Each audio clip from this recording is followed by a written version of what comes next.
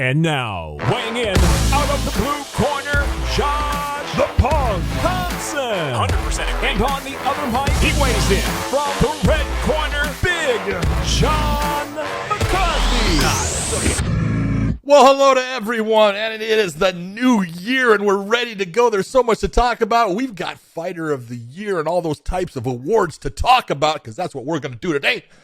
I hope. But my man Josh Thompson is sitting there with a large eye on his chest because he is a minion, a simple-minded, blubbering idiot minion. What's up, dude? Oh, well played, my man. Well played. Thank you. You know, this is what I represent right here. These little minions right here. I just nap at you and get at you and just bug on you until eventually you break. You break and then I win. That's just how this works. Ladies and gentlemen, welcome to the Weighing In podcast. Yes. I'm so glad. This is 2023. I know we did a show already, but guess what? John and I were a little, I don't want to say hungover, but he was jet lagged. We were this and that, flight stuff, all these things. But guess what? John came fully revived, pre-off show, was giving us the business, Podcast Dave and myself. So you guys are in store for one hell of a show today. Look, let's have some fun with this. We're going to get into, look, I know we were supposed to talk about fighter awards and all these other things that everyone else was doing prematurely, because they all had premature ejaculations is what they were doing. They were all talking about them first when there were still shows left in the year to talk about. How do you know you have the best How do you know that the best fight has occurred? Exactly. Maybe it's coming up. Exactly. So look, we like to give it to you guys in real time, real authentic awards, and that's what we're going to do today. So, John, do you want to take away? Do you want to take this away, or should we let Podcast Dave lead this? You know what? It's 2023. We got to bring Podcast Dave into this a little bit. Are you sure? People don't understand. We need a little bit of Scottish flair. Come on, laddie. Geez. Oh, geez. Oh, come on, laddie. I love it. Let's go. We all know Podcast Producer of the Year. We know where that goes. That's a foregone conclusion. Yeah, right to Joe Rogan's Jamie. Got it. Let's go on now. So we can skip right over that one, and we can just go right to first, we're going to start with Male Fighter of the Year, and I'm going to kick it over to the man himself, Josh Thompson, to give us his Male Fighter of the Year. Yeah, my Male Fighter of the Year is Alex Bahia. What? Yep, that's my guy. That's my guy for Male Fighter of the Year. Absolutely. No. Really? Yeah. John, I'm surprised that you seem so shocked since I texted to you beforehand. I just want to make sure. No, I absolutely believe it. Look, coming off of, obviously to me, look, him. Wait, let me explain it to you. Okay, I apologize. Thank you. Yeah. Go ahead. No. I want him to explain this to me. Go ahead. Explain this to me. You are right. Sorry, I was thinking. Explain this to me. No. Actually, Josh, you know what? Wait. Yeah. You know what? I may actually change it to him. You texted it over to me, though? Is that what the fuck you just said? Well, it's on the group text. It's on the group text. Josh did have Alex in a different category. I did have Alex in a different category. Yes. I did have him. Yes, I did. Yes. But you were absolutely... They're kind of similar. You were absolutely right for putting Alex Pereira in as Fighter of the Year. Yes. You're totally right. Yeah. Because... Is that what you did? That's my guy. I didn't read yours either. I didn't read your Fighter of the Year either. Oh, that's great. Okay, then look, I'm going to let you go ahead and talk on Alex. I'll let you talk on Alex because my original pick, because I had Alex. What did I have Alex for? Then I had him for a knockout. Let's not give the category. You can't go in there. Okay. Look, let's go with your guy, and then I'll explain why you're wrong, and my guy Alex Pereira is the real Fighter of the Year. Okay. So I went with Sean O'Malley for Fighter of the Year. Exactly. Okay. Now I know how close his fight was, and a lot of people thought he lost that fight. I also look at it too that when I look at Sean O'Malley, I look at there was so much hype and so much steam around him. Now there was a lot around Alex as well, but not anywhere near the level of which Sugar Sean gets. Sugar Sean gets so much hype, so much press, so many people that are trying with a target on his back that are trying to fight him, that want to fight him, people calling him out. No one's calling Alex Bahia out. The only person they really wanted to get... Which tells you that he's the better fighter because no one wants to fight him. Yeah, that's not what it tells me, John. It tells me that everyone wants to clout chase. That's what they want to do. Alex Bahia doesn't have that talking piece, doesn't have that aura about him that Sean O'Malley has. Now, I know people can say about his fight. I saw a lot about him in that fight. He took some big shots. He delivered some big shots. I agree with He did a lot of good things. However you feel about the controversy of the decision, which I honestly, I even said that night, I thought that he lost the fight. But I will say this, in wrapping this all up with him, he showed me everything in terms of his ability to take a shot, deliver a shot, to take damage, to take the fight wherever it went, and was able to fight anywhere against someone like a Peter Yan, who was the former champion, who a lot of people feared for a long time up until his last 2 losses to Aljo. A lot of people still fear him, but I'm simply saying that he, with the target on his back, fought so damn well. Yeah. And he went from being ranked number 12 or 13 to jumping right into that number 3 spot. That's a huge, huge deal. It wasn't like he worked his way up the rankings. He said, nah, I'll take that one after he got paid, by the way. Very smart in the way he handled his contract. Very smart in the way he handled himself, even in the post-fight interview, and the way he handled himself afterwards. All of those things, I give my fight of the year to him. Okay. And I'm just going to explain to you, and I love your fighter of the year as a fighter, but there's no way that he's fighter of the year. Because you can't be fighter of the year if you had 1 no contest and 1 split decision victory. Yeah. Okay, that really kind of takes it away. But if you take a look at what Alex Pereira did in 2022, he had 3 fights. 3 fights in 2022. All of them finishes. Each one of them. All right. You're talking about guys that he took on, and this is a guy with a record of now 7-1. But at the start of the year there, he was 4-1. Okay. 4-1. Not all 3 were finishes. Just 2. Bullshit. Didn't he? No, he didn't finish Bruno Silva. Okay. I'm sorry. No. But he beat Bruno Silva, who was like 25-5 or something like that. I don't know. Then he knocks out Sean Strickland in a big fight, a fight that everyone is looking towards. Whoever gets that is going to get the man in Izzy Adesanya, and he does. And look, he's losing it. And he fucking bites down on the mouthpieces. I'm going after you. He does it. He gets rid of him. That right there tells me 3 victories in 2022. 2 of them, you're right, stoppages. The Silva fight was a decision. But, man, you got to give it to him, especially with how much. Now, I know he's got a ton of experience in kickboxing. It's still different. With the experience that he has had, super impressive. That would be my man as fighter of the year. Yeah, I understand exactly what you're saying. I was actually going to say exactly what you said. The way he came up in terms of like everyone knew he had good kickboxing. Yeah. But for him to make the change into MMA, and now the UFC did work around him being just a stand-up guy. Absolutely. They didn't go around giving him wrestlers to make them look bad. The same thing they did with Conor, the same thing they've done with other fighters. Yep. They did that. Now, what the other thing with him was that he did a great job of getting those fighters out of there when he was in there. It wasn't like he drug it out. Now, in terms of the Silva fight, the guy was tough. They was a scrap back and forth. It was a great fight. Yeah. And then with his Strickland fight, he went out there and did what he did. And then in that comeback fight against Izzy, he did what champions are supposed to do. He didn't let it go the distance. He said, I'm going to get him out of there. He went out there and laid it all on the line and got him out of there. That is somebody with what, 6 fights? 6 MMA fights, 7, 8 At fights. The time. So, 8. Yeah. So he's 7-1 right now. Yeah.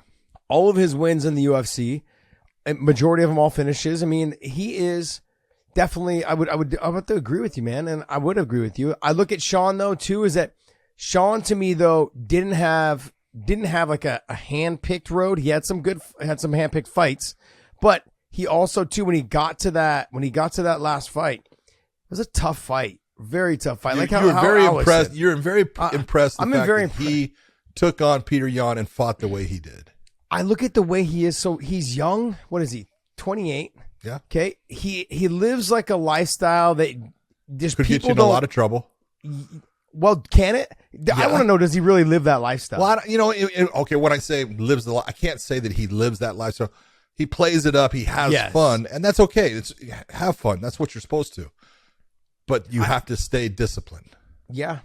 And those like, look, with the dyed hair, the That's the okay. tats. Who cares? I understand all that, but all those things take time. All those things take planning. All those things take you away from you working on your craft. And I know it seems very small, but look, I used to dye my hair a long time. I'd be in the chair for 8 to 10 hours.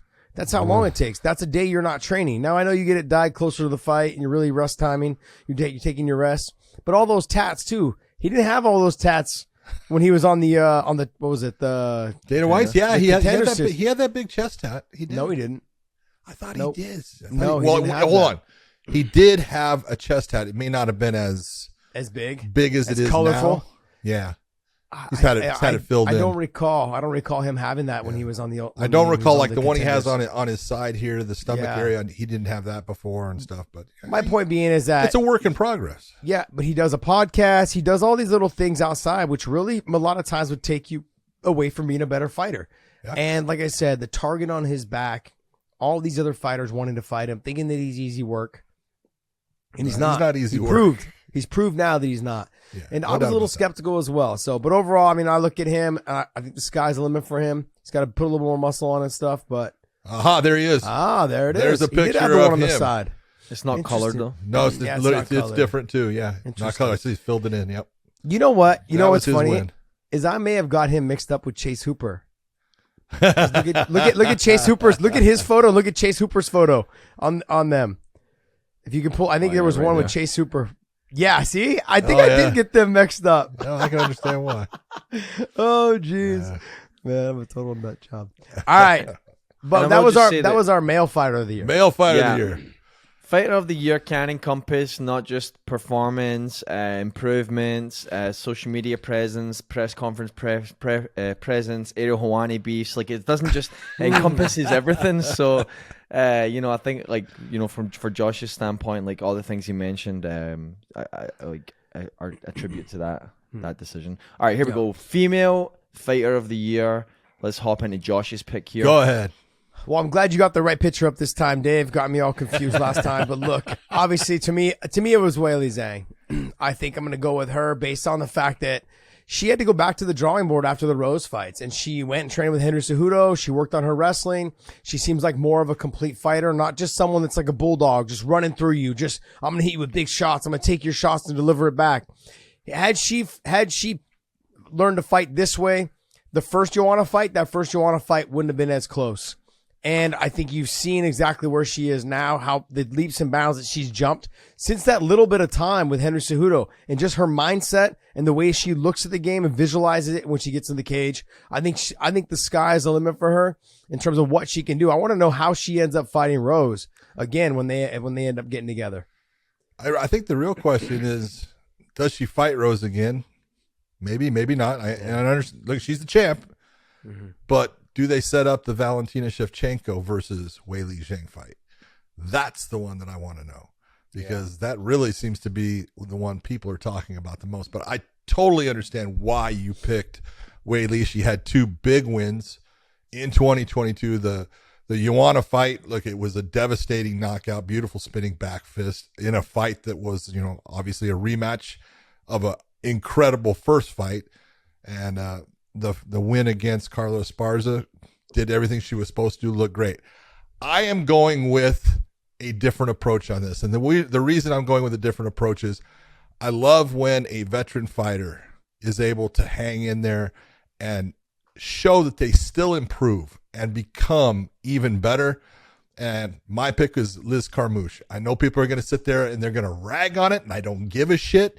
I love what she did she only had the two fights, both against Juliana Velasquez in 2022. One was controversial as far as the ending on it. And she came back and showed how smart she is as a fighter, how good she is as a fighter, and had an outstanding performance where she dominated.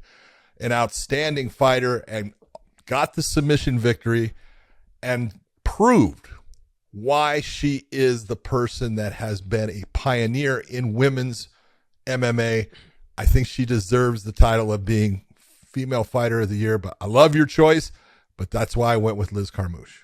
Got it. Next.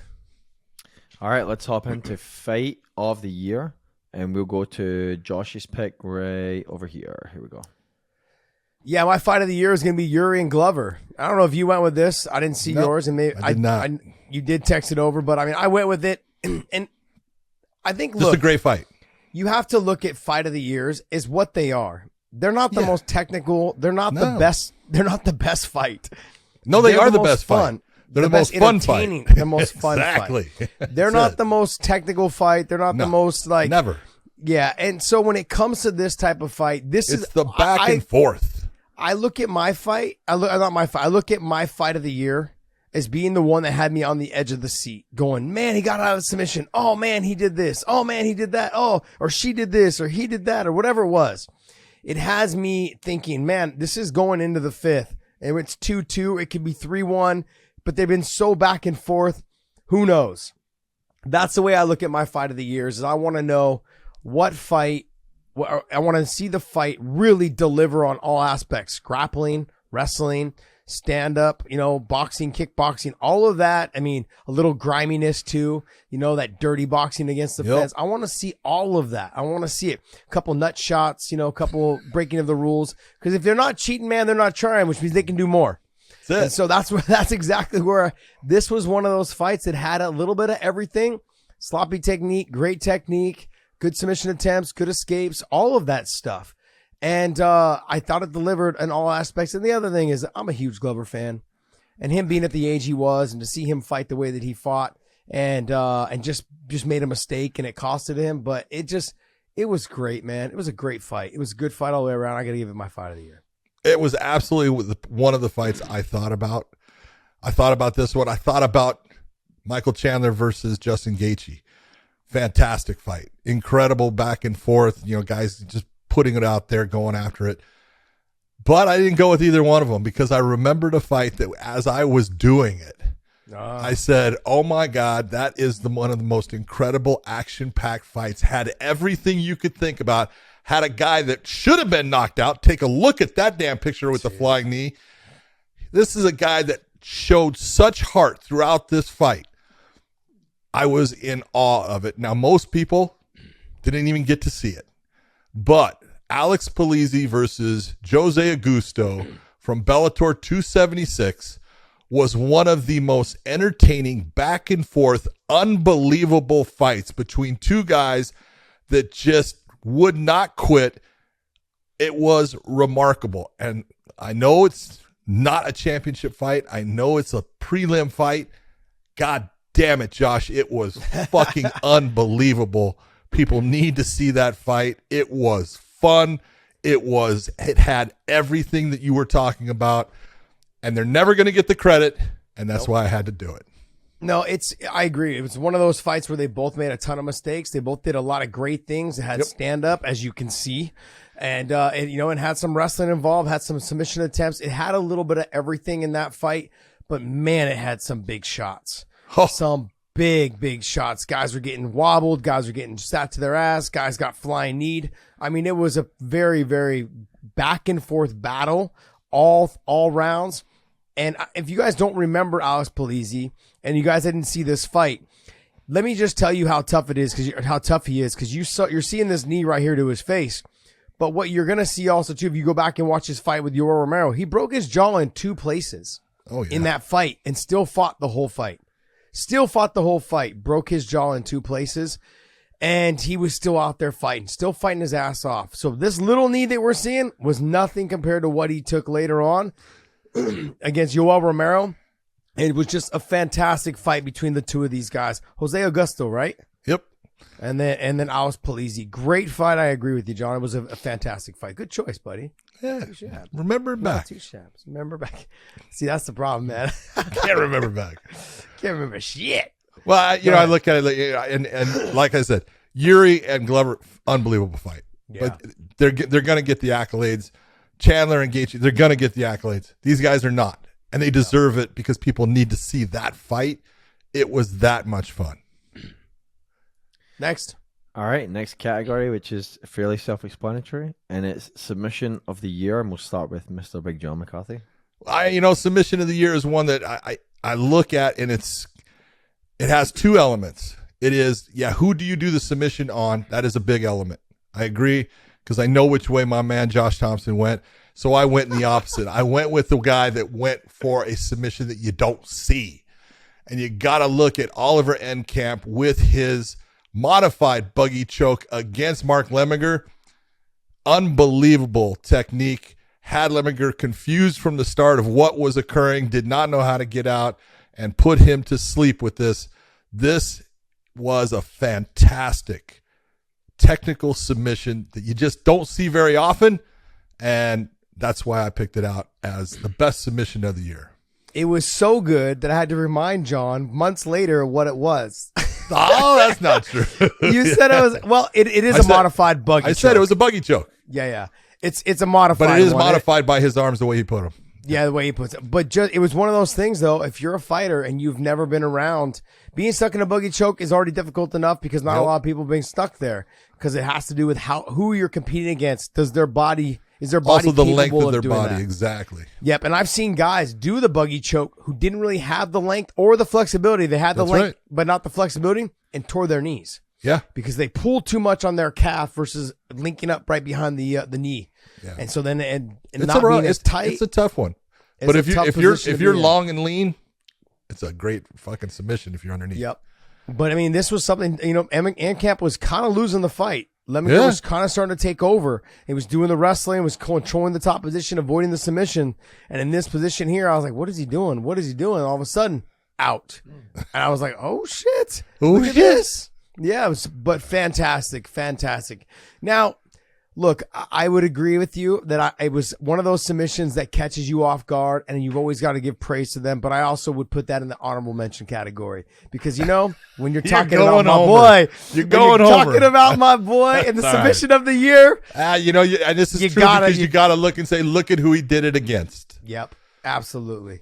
I mean, everybody. And I mean, I still saved all the DMs from all you knuckleheads. I got them all. I'm going to post a whole hour-long show of all the ones that I got of you guys calling me out. He's not submitting Charles Oliveira. He's not doing this. Well, my boy Islam Makhachev absolutely dominated the fight from beginning to end. There was some little back, some stand-up back and forth, but he did what he had to do, came out, got the takedown, right to the side choke.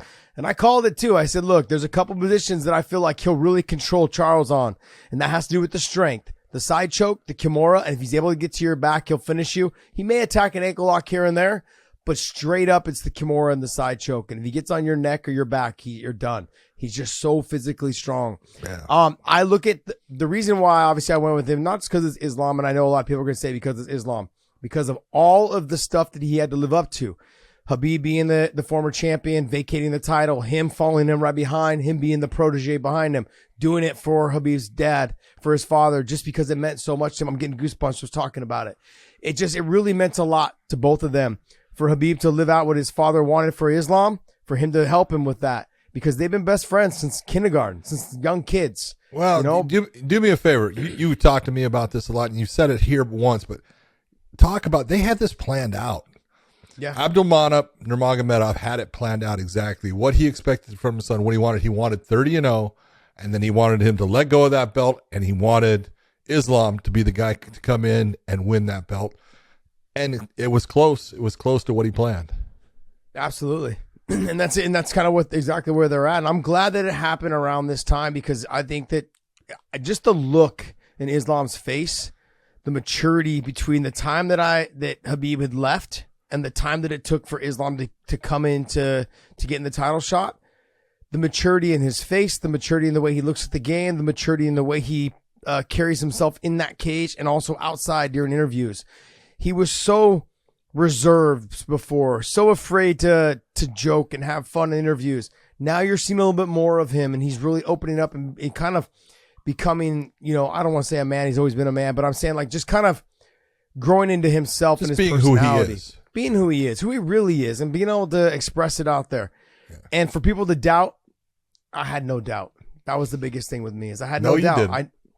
I knew exactly how good he was on the ground.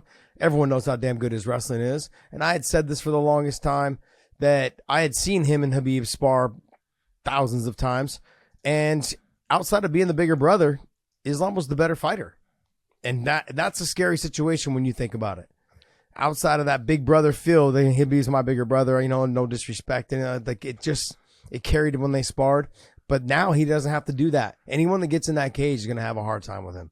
Yep. And I think under the circumstances, all the naysayers and all these things, and go out there and to do what he did was fantastic. And for him to get it done the way he did and just dominate that top position once it hit the ground, it lets you know how good he is and how much the sky's the limit for him. So he goes to my submission of the year. That should be a no. It's a good one. Most of you guys. It's a good one. Next. All right, let's hop into knockout of the year, and we'll start with Big John on this one.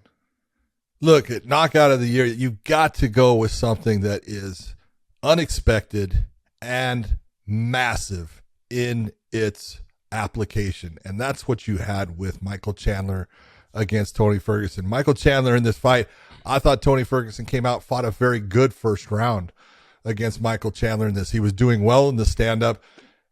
A front kick is not what you normally would expect from Michael Chandler. So he comes out and he launches an attack that is not a normal thing that you see from him. And look at the results are, I can put all the other knockouts there, you know, like Pereira against, you know, Izzy. It was a knockout win. It wasn't a knockout like that. This one at a high level, there was no questions asked as far as, oh, was that an early stoppage? You know, he was out. He was out for a long time. I actually had concern for Tony based upon this one, but you got to give it up to Michael Chandler on this one. It is my knockout of the year 2022. Shouldn't surprise anyone that I'm not going with that one. I mean, the reason why I wouldn't go with it is that Tony coming off of 4 or 5 losses, and then, you know, and there was no real stakes, nothing really at stake for. Still was a great knockout at the fight. All right, it was a good big knockout. All right, I'm definitely gonna go with the Pereira versus Izzy because he was down. He was down on the cards. He had to come out. He had to get it done in the 5th round. How about comeback? For him to do it, I already have a different comeback. But for him to get this fight, in the 5th round, and for him to realize what all was at stake, and Izzy, all the talk saying he hasn't fought MMA. I've grown so much. This is not kickboxing. All of those things. And like I said, he doesn't have the personality to help build up these fights. He does it with his fist. You know, Pereira does. So he came out and was like, look, I need to get out there and get it done. He laid it all on the line. He did what every fighter should be thinking going into that 5th round when you know you're down. Let it all hang. Let it all hang out. Dude, an L is an L. Don't just let it go to the judges, man. Put it out there. Take the chances. And he did. He got Izzy moving backwards, put his back to the fence, and he got the finish. So to me, with everything that was at stake, the title, the talk, I've beaten you twice before, that we also know that it's hard to beat the same guy for a 3rd time. Hell yeah. 2 times, sure, you beat him twice. You're motivated a good fighter. You know, Kayla Harrison found out, the wrong way because it's like you've already beat her a couple times. And now you have a good fighter who's come back. They're motivated. They want to beat you. That's right. So this was a big deal for him to win this title, to be the champ now. I say there was so much at stake that I put this as that fight. Okay. So that goes my award for the KO of the year. I want to do one other thing though. I'm going to give honorable mention here. And I know I'll probably get some flack for it, but the reason why I do this is because I look at what's at stake. But I'm going to give honorable mention to my boy Paul Daly, man. He had his retirement fight this year. He's known as a knockout specialist. He fought someone from Pitbull's camp. I can't remember his name off the top of my head. But he was losing that fight, John. Yeah. He had gotten taken down in both rounds. Was getting dominated by Wendell. How do you say his last name? Giacomo. Yeah. So Giacomo had dominated the first 2 rounds, and Paul Daly doing what Paul Daly does, man. He came out in the 3rd round and just let it all hang out, and he was able to stuff the takedown, press him to the fence, made the space separation, ripped the body, then came back up over the top to the head. Yep. Just look, there's what you guys have to take into consideration when you're talking about this. This was his retirement fight. He had announced this was his retirement fight. And the first 2 rounds was him having his back taken and just stuck there, not being able to get away and getting dominated and realizing that my last fight of my career is going to be a fucking snooze fest. And he was so frustrated. You could see it in his face. But in that third round, like a switch between second and third round came out. It's like, just stuff the takedown. And as soon as he did that, was able to touch him with his hands, rip the body, came back up top to the head, and just a beautiful KO by Paul Daly. I got to give him a ton of credit because there's so much on his mind at that moment that he didn't want to go out that way because he's been known as a knockout artist. For him to go out just in a decision by just getting his back taken or taken down, and that's always bugged him when he fought Koscheck, when he fought all these guys, anybody that would take when he him fought down. anybody that would take him down. He's fucking boring fighters. He's yelling at the refs, yelling at everyone. But Paul Daly, I mean, I have to give him honorable mention just because I'm glad he was able to go out the way he went out with which what he's known for, which is knockouts. So good for him. Next. All right, let's hop into that comeback of the year, and let's hop over to Big John McCarthy and see what's going on. Well, see, this was actually, I was looking at it as knockout of the year also, but I didn't want to give the same guys, the two things in anything. So I just wanted to break it up. So I put this as my comeback of the year based upon, and I was looking at Alex against Izzy in that because it was a hell of a comeback.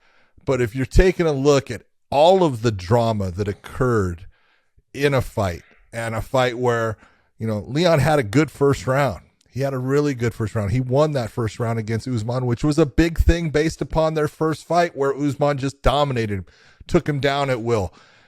When you saw Rocky be able to actually do well on the ground with Usman, it was like, okay, man, you know what? He has improved. This is going to be that fight.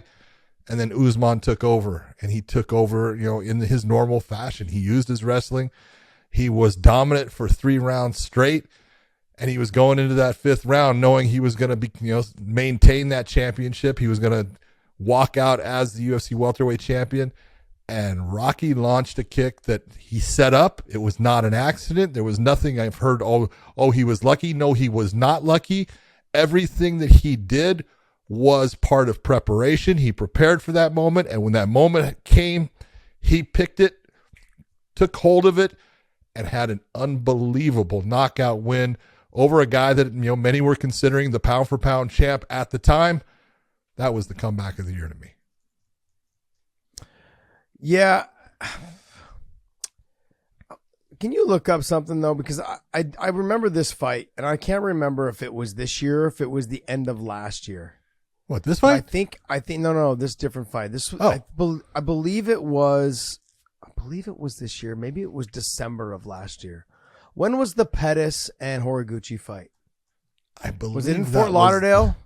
I believe that was at the end of 2021. Yes. December 3rd, 2021. December, yeah. That's what I thought. Okay. So look, I'm gonna go with my original one. I was trying to remember because I just remembered I was like, but look, I'm gonna go with Drew Dober over Bobby Green.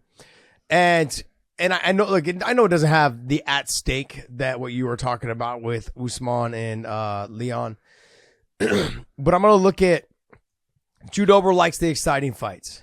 Yeah, and he's calling for them. He wants fighters that really bring the best out of him, and Bobby Green does that.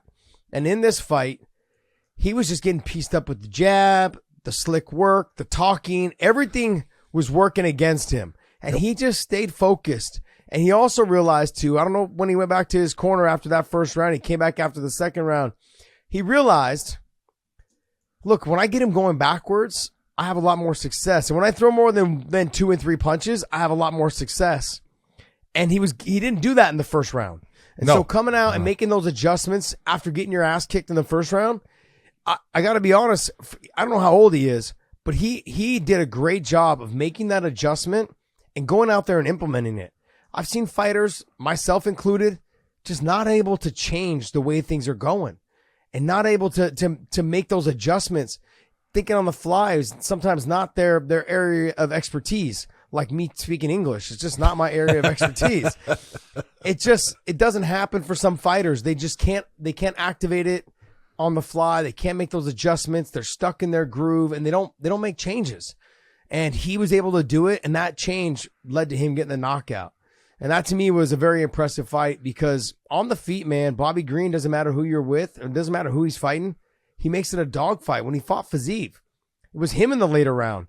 You know, Third round, he won. Landing the cleaner shots, doing the more damage against a world-class striker. And now you got Drew Dober out here making that adjustment and getting the knockout the way he did. Fantastic job. I'm going to say that's my comeback of the year. All right, let's go. Next one. All right, let's hop into this next one here. This next one is breakthrough of the year. And so this category being someone you look at who at the start of 2022 wasn't necessarily in that big picture title contention, amongst the top of the division, and now at the end of 2022 has found his way into that spot.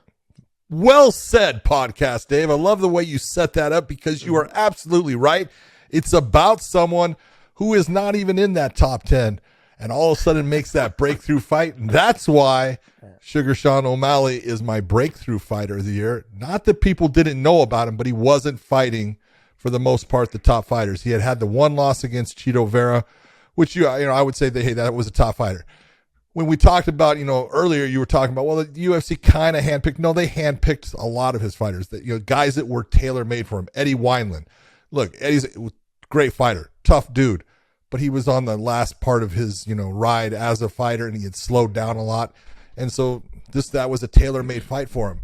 But by taking on Peter Yan in Abu Dhabi and performing the way he did, that put Sean O'Malley, in my mind, as the breakthrough fighter of the year. Whether you thought he won or lost, doesn't matter. He came out, he performed. He showed that he belongs, and he belongs in the division that you and I both think is the best division there is right now in MMA. And he's one of the top guys there, and he's going to be there for a long time. Yeah, I look at, I agree with you. He's a fantastic fighter and showed a lot and made a big jump from, like I said, being ranked number 12 or 13 to number 3 right away. Find the number 3 or number 2 guy. That being said, I'm going to go the opposite direction, though. I'm going to go with someone named Johnny Eblen. And the reason why I'm going to go with Johnny Eblen is because even my dumbass on this show said that I didn't think he was going to beat Gegard Mousasi. And he went out there and systematically just picked him apart. Yeah. On the hands, in the area where I thought for sure he'd have a hard time with him. The speed was too much of a factor. The timing of his punches was too much of a factor. His ability to mix up the wrestling with the striking was too much of a factor. People underestimate how good he is in terms of his wrestling. He's fantastic. He is just falling in love with his stand-up, which could get him in trouble later on, but his stand-up is getting a lot better. What I also love about him is his mindset. He's not taking days off. I mean, he's been off for a while. I know he's got his fight now coming up on CBS, in the Bellator card. But he's not taking days off. I mean, I know after his Gegard fight a week later, not even a week later, a couple days later, he's doing his mobility stretches. He's out there doing his exercise, his footwork, his drills with his coaches. He's doing stuff in his garage. His garage is built out so he can work out in his home. He's got everything set up because this is what he wants to do. And he seems like someone that was always overlooked when he was younger, no matter what it was, and he just came out to prove everyone wrong. He's just taking that mindset into MMA. He's going to be a difficult task for anyone to beat. And I think for me, he's my breakout fighter. Now, everyone's like, oh, well, he was kind of ranked. Yeah, he was ranked high. I agree with you. He was ranked high. But when I also look at Bellator, and a lot of people have said this, and I'm going to say the same thing. Bellator sure has great fighters in that top 4 to 6 places. You get beyond that, though, they're not very deep in all their weight classes. There's a couple weight classes that are a little bit deeper than others. Depends, yeah. Absolutely. But when you get to 6, 7, and 8, they start getting a little bit, they're just not as deep as the UFC. The UFC has the ability to do that, to go as deep as they are with their top 10, top 15, which we all can agree on. But I got to be honest, there was no way. No one thought that Johnny Eblen was going to beat Gegard Mousasi. And for him to do it the way he did, for him to get his wins previously the way he did, and this fight against Anatoly Tokov, who's 31-2, comes up on CBS, how he does this, how he finishes this fight, or how he fights this fight will really let me know and let the world know if he's here to stay or if he's just a flash in the pan. But I really honestly believe that he's here to stay. I mean, he's got power in his hands. He's fallen in love with his stand-up. He's got clean technique. He's got good footwork. He switches stances. He kicks well. He can wrestle like a motherfucker. And so, I mean, he's a full package. So I'm looking forward to what happens to him. But he's my breakout fight of the year. Good pick. I mean, he's fantastic, and he's just going to be getting better and better all the time. So I agree with you. It's a great pick. Let's go next one.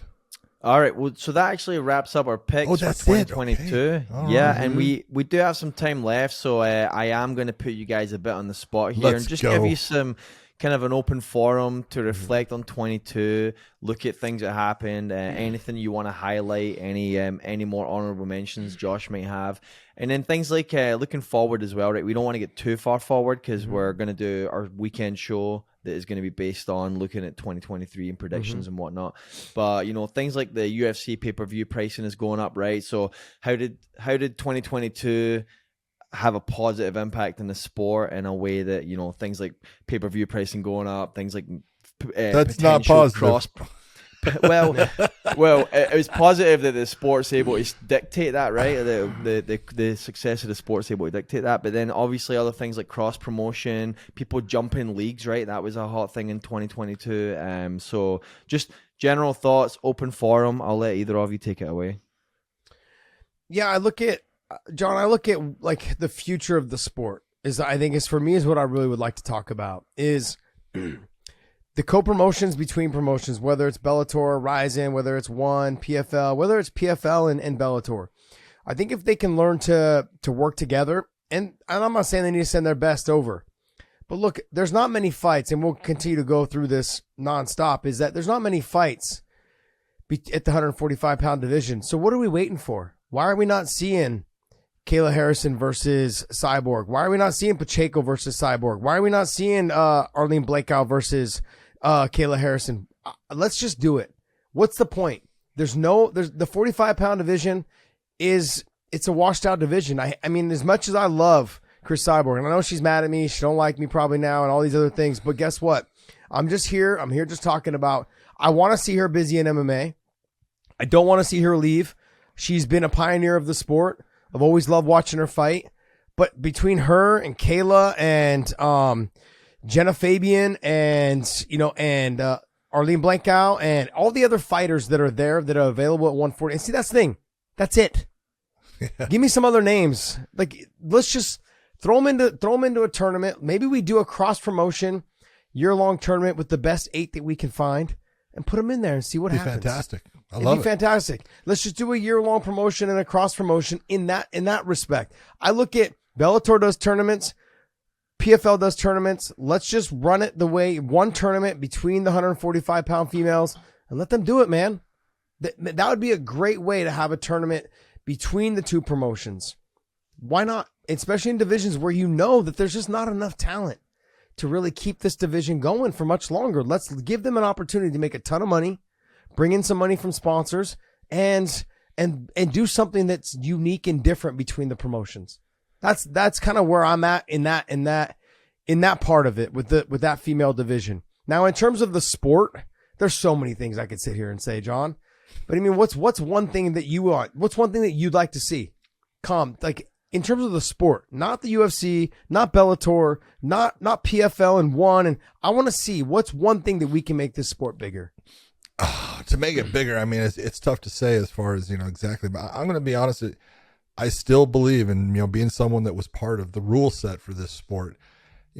We put in what we could. It comes a point where it still needs to be improved.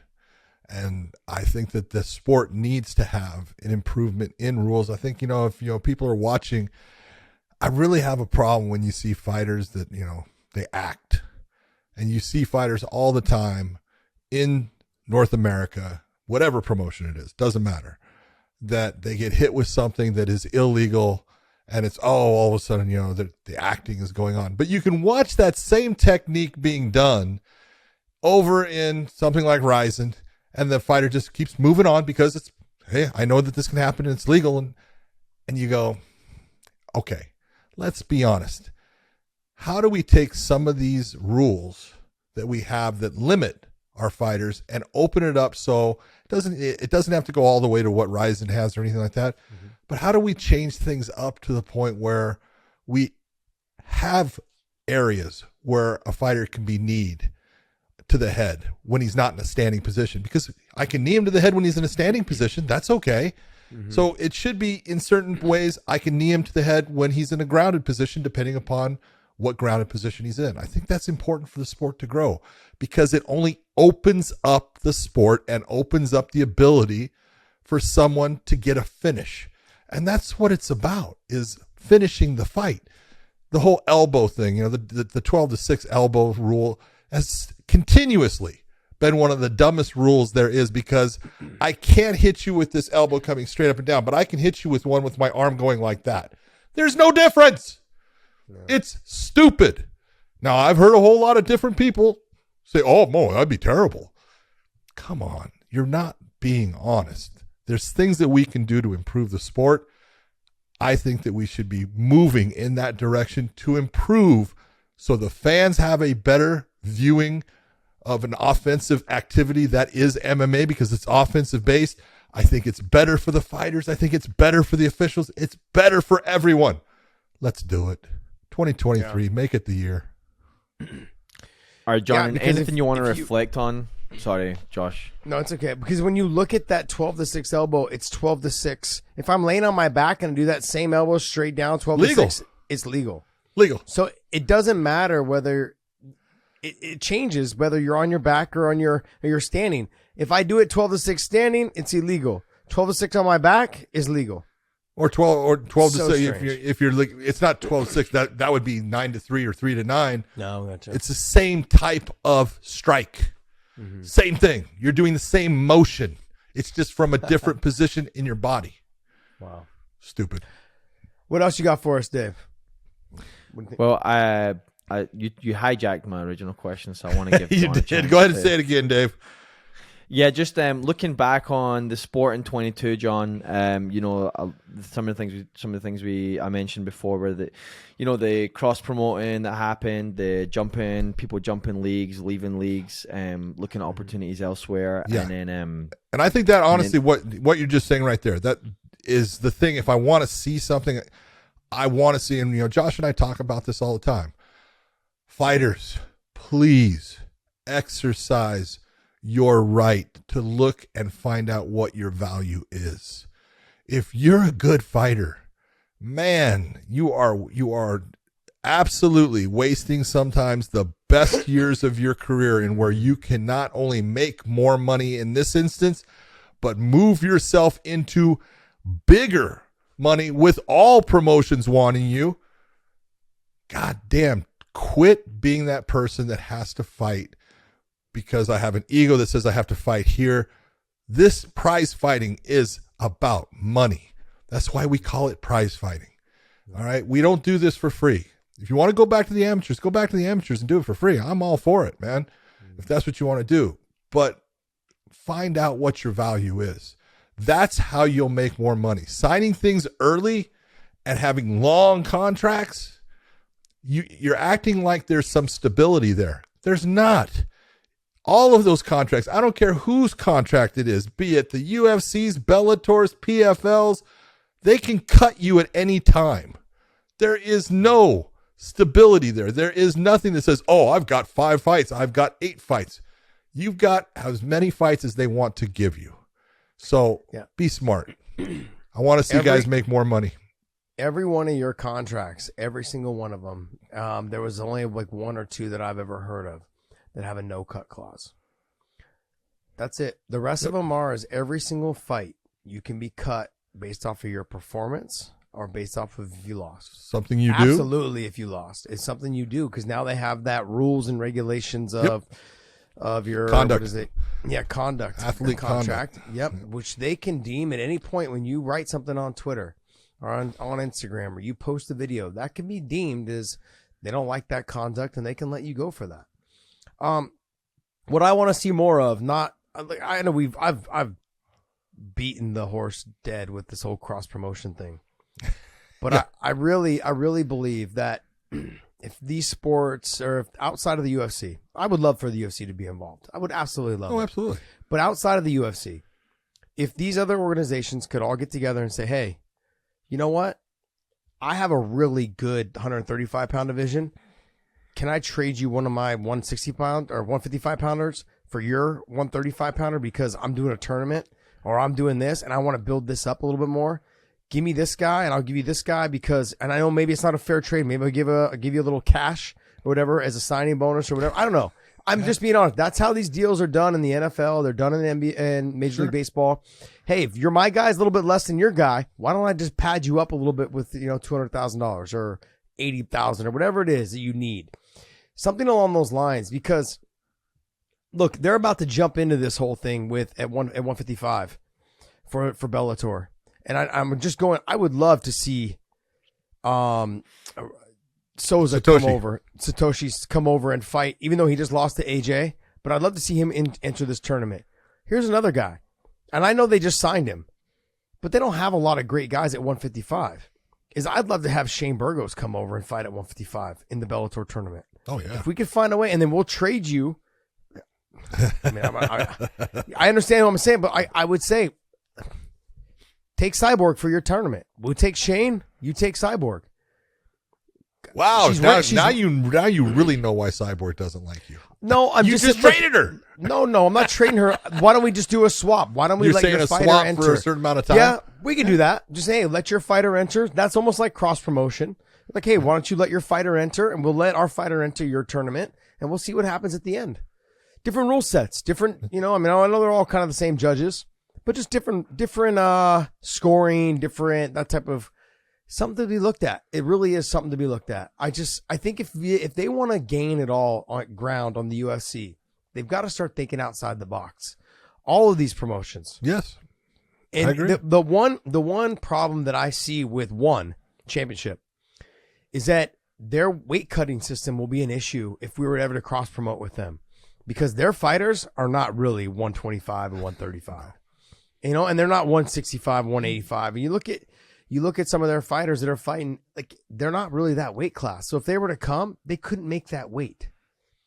And so that's the problem that I have a little bit dealing with them. I would love to have some of their fighters come over and fight, whether it was Bellator or whether it was PFL or wherever it was. But they're going to have a hard time. We're going to have a hard time involving them with their weight, the way that they do their weight cutting. That's it. That's where I see the problem will lie. Not just the weight cutting, but I'm sure there's other obstacles to jump through as well with them.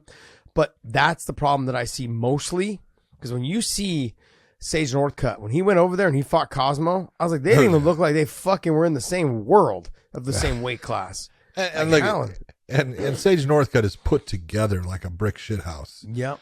And he looks small. Yeah. I mean, small comparatively. Yeah. And that's it. It is a problem, but they have their system and they're going to stick with their system, and it's fine. Absolutely. I would love to see one is, in the cross promotion type things, but I don't know. I just look at it and I think, like you're saying, it would be cool if you could just even if you traded fighters for just the tournament, put on that 145-pound tournament over in PFL with the women, or put that tournament on in Bellator, either way, I'd love to see it. Yeah. I mean, cause we could honestly say, even if Cyborg went over there and didn't fight in the tournament, because Kayla's came out publicly and said, I'm not fighting in the tournament anymore. Yeah, so she's going to come out. Why don't you just do the super fight, make it your guys' main event, put it on a pay-per-view, and you work a deal out with Bellator on however you guys split the pay-per-view, or whatever the deal is. I don't think they're going to do a pay-per-view again after the 10,000 views they got last time. No. I think they're done with that. But go ahead and put that out there and put it on, see if you can get on a main channel, whatever. It's on ESPN. Maybe they'll get more views because Chris is on there meeting with Kayla. Maybe it's the fight that, we borrow Shane for the tournament and we see how it works out. I mean, I'm just thinking outside the box. Now, obviously this is so far-fetched, guys. I'm thinking out loud, but I mean, if we want to see the sport itself grow, we're going to have to start seeing these other promotions think outside the box like that.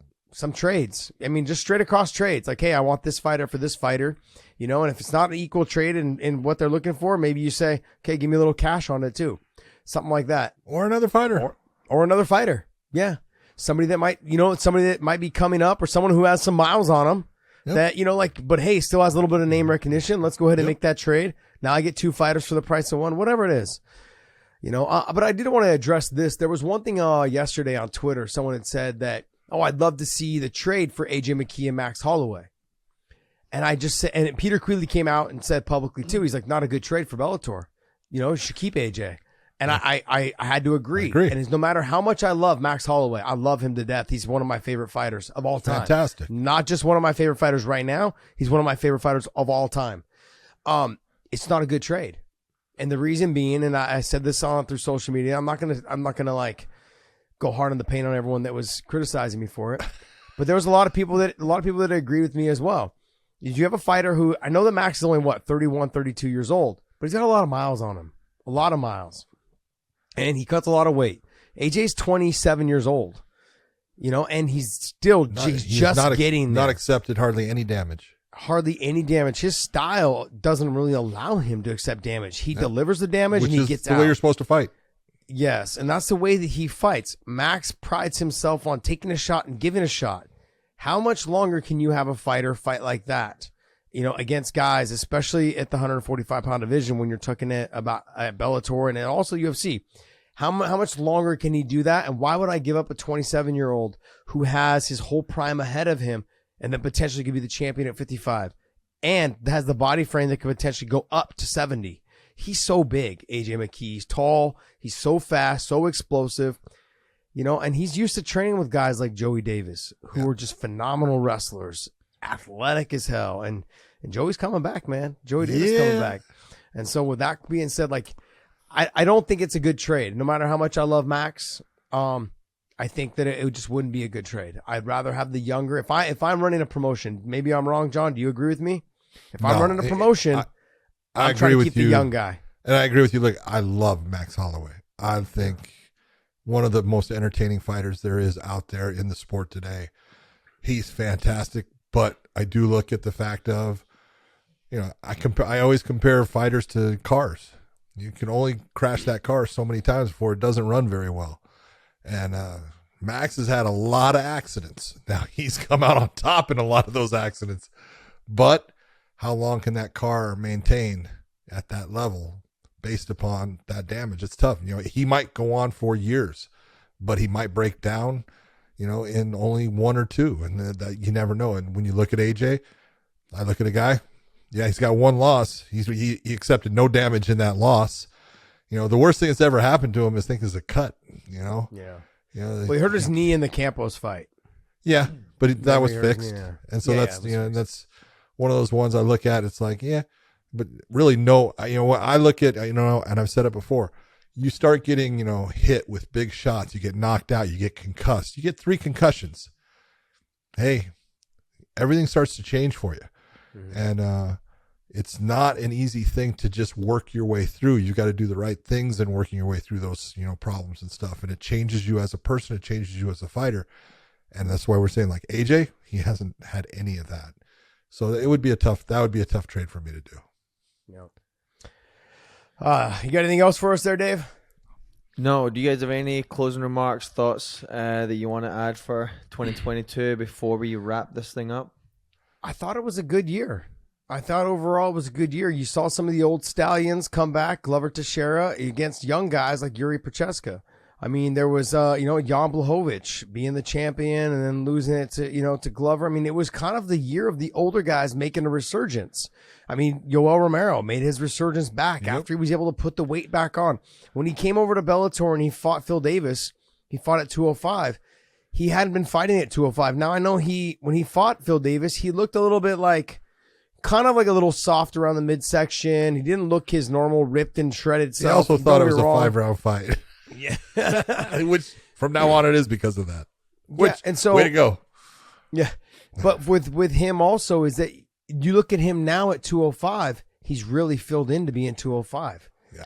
And so his body he's put on a little bit more chest and upper body. His legs look a lot thicker than they did, and they were already thick as hell.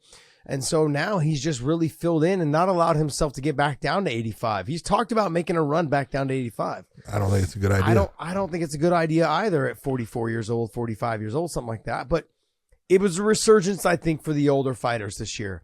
They look good. They fought well. You know, look, I look at certain fighters that it seemed like there was comeback years. You have Yoel, you've got Jan, you've got Glover, you had Charles Oliveira. I mean, like he was considered for a while just washed away. And then he just started getting wins, became champion, and then just had great performances against guys. There was fighters that just had these resurgence.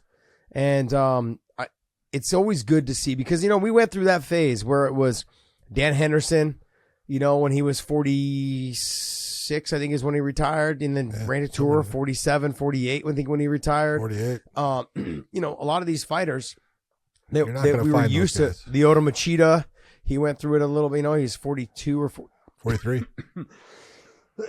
42, 43.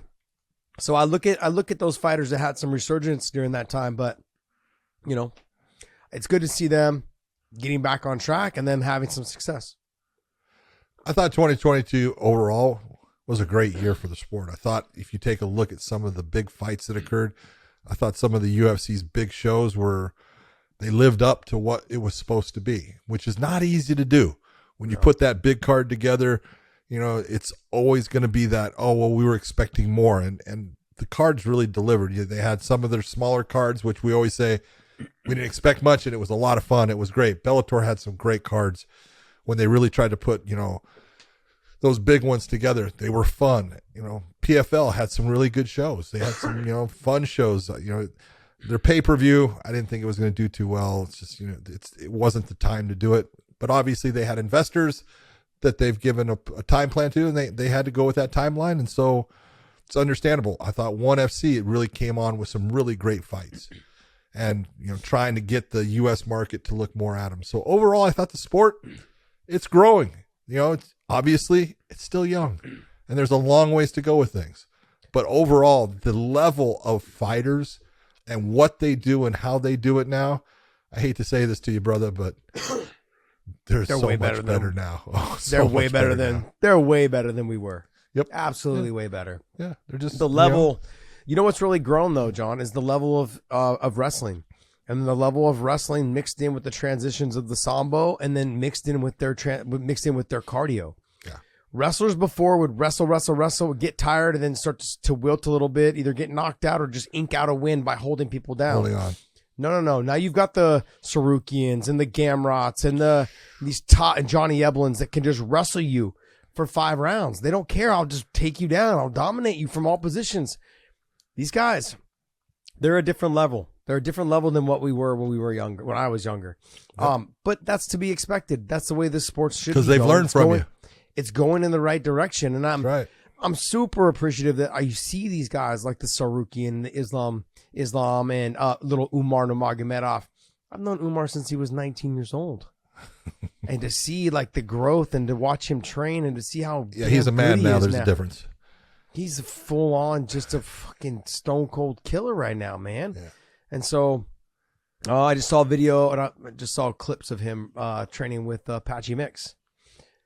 And, and the two of them are going to be great training partners. No, the two of them are going to be great training partners, I think, coming up in the future. They're fantastic together, man. They work and try. It's fantastic to watch these guys. Yep. Look, overall, I'm like, I agree with you, John. I'm super impressed with the way the sport's going. Like you said, with ONE being on Amazon Prime now, Bellator going to CBS. That's coming up February 4th in LA. I know the PFL tried the pay-per-view. It didn't work out. But they're on ESPN. They're still on ESPN. Doing good. Exactly. So I think when they start figuring each other out a little bit more, hopefully we start seeing some trades, which will also get a lot more coverage to help pump up each organization. Every time they do a trade between each other, it gets buzz. People start talking about it. I mean, I think that'll help spark more interest. That'll help build up more media. That'll start getting the casual fans start paying attention to, oh shit, Shane Burgos went here. Oh shit, DJ went here. Oh shit, so-and-so went here. It's something to really take a look at if these other organizations can start doing some trades, and a couple little cross promotions, or lend you a fighter for your tournament. Lend me your fighter for our tournament. We'll go from there. That could really change the game and really put more eyes on this sport. Well, that's going to wrap us up for this show. It's our midweek show, and we've got a big show coming up for you this weekend as well. But Big John, take us away, bud. For everyone out there, hope you have your picks for 2022 and what you thought were the best fighters, knockouts, comebacks, all that good stuff. Hope you enjoyed what we had to say. I'm sure you have your own opinion. And that's good because that's the way it's supposed to be. So everyone out there, we will see you.